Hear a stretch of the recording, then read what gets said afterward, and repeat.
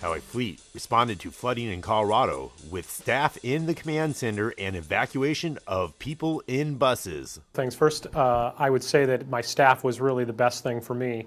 I was actually out of town when the flood started. I was in Phoenix, and my staff was able to start the process, and then I came back into town on Friday and took over at that point.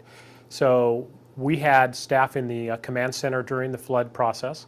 We were making sure that all the vehicles were operational and that people had all the equipment they needed to manage the flood. The biggest challenge was probably the police department, keeping people safe.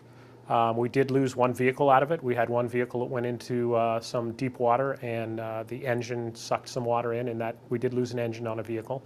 Other than that, we came out with our fleet not being damaged. We had the university has property that is along Boulder Creek, which was one of the biggest flooded areas, and so that property is family housing. A big part of our responsibility was to utilize our buses to evacuate people from there to higher grounds, and so we did that, and then we brought them back down into their property after the flood waters had receded.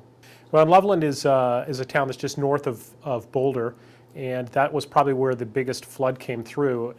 It wasn't necessarily our vehicles that were up there, but the biggest challenge in Loveland had to do with how much water came down one of the rivers up there, and it was I went up after and just so I could see what had happened, and there was trailers and stuff like that, like RVs, that had washed down the river. That's how much power the river had as it was moving things down the river.